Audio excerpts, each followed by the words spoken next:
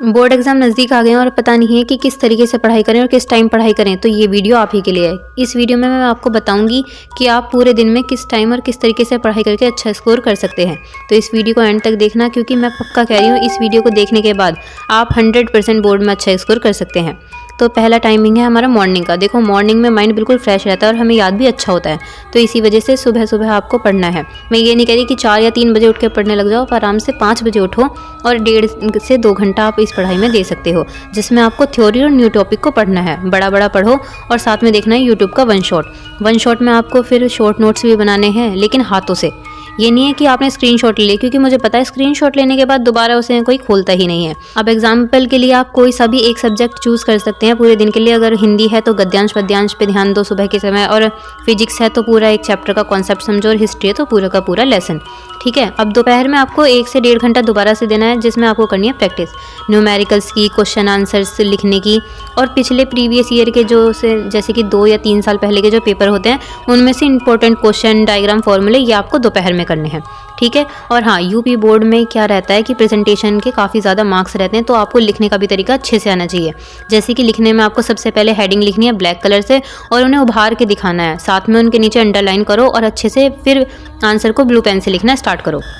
अब तीसरा काम आपको इवनिंग में करना है। इवनिंग में आप किसी भी समय पढ़ सकते हैं, लाइक 5 से 7 बजे के करीब। इस समय स्टूडेंट्स को इतना वर्क नहीं होता है, तो इवनिंग में आपका रिवीजन करना है जो सुबह पढ़ा था। कहने का मतलब सुबह सुबह आपने मोटा मोटा जो पढ़ा था, थ्योरी वाली जो चीज़ें पढ़ी थी, वो आपको इवनिंग में रिवाइज करनी है।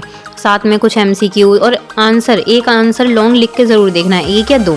ठीक है ना, क्योंकि रिवीजन से ना मार्क्स बहुत ज़्यादा बढ़ते हैं। क्योंकि अब तुमने जो सुबह पढ़ा था वो दोपहर के पढ़ाई के बाद थोड़ा बहुत धुंधला हो गया होगा, लेकिन शाम को जब तुम उसे दोबारा रिकॉल कर लोगे तो बस वो बिल्कुल पक्का हो जाएगा। फिर आपको 1 घंटा देना है रात में, लाइक सोने से पहले, जो कि आप कोई भी टाइम ले सकते हो, लाइक 9 से 10:30, क्योंकि 11:30 या 12 बजे के करीब स्टूडेंट को सो जाना चाहिए। उस समय आपको क्या करना है, ईजी सब्जेक्ट उठाने हैं, ज़्यादा जोर नहीं देना है, लाइक इंग्लिश ग्रामर हो गया या व्याकरण वगैरह हो गया, या फिर कुछ डेट रिवाइज कर ली, फॉर्मूले वगैरह। इस तरीके से आपको करना है, हैवी टॉपिक बिल्कुल भी नहीं उठाने रात में। ठीक है, अब पूरे हफ्ते किस तरीके से पढ़ाई करनी है, देखो एक सब्जेक्ट को आप इस तरीके से पढ़ सकते हो। आप पूरे के पूरे हफ्ते में सब्जेक्ट्स को बांट लो, जैसे कि मंडे में फिजिक्स कर लिया, साइंस कर लिया, ठीक है ना, ट्यूसडे में आपने हिंदी कर ली, वेडनेसडे में आपने SST ले ली, थर्सडे में आपने इंग्लिश ले ली, और फ्राइडे में मैथ्स। इस तरीके से पूरे हो जाएंगे। ठीक है, लेकिन सैटरडे संडे में आपको क्या करना है, सैटरडे में वीक सब्जेक्ट उठाना है। कहने का मतलब 5 दिन में जो भी सब्जेक्ट पढ़े उनमें से कोई सा वीक है जो तुम्हें नहीं हो पाया, तो वो आपको सैटरडे वाले दिन करना है, और संडे में करना है आपको फुल रिवीजन प्लस टेस्ट। कहने का मतलब संडे में देखो पूरा दिन खाली रहता है, उस समय पे आप अपने 2-3 पेपर खुद ही ले सकते हो, लाइक प्रीवियस ईयर के पेपर उठाओ और फिर उनको सॉल्व करो। पूरा नहीं हो पा रहा है तो कोई बात नहीं, लेकिन कोशिश करो और देखो तुमने कितने टाइम में करा और कितना करा। साथ में अपना लिखने का तरीका भी सुधारो।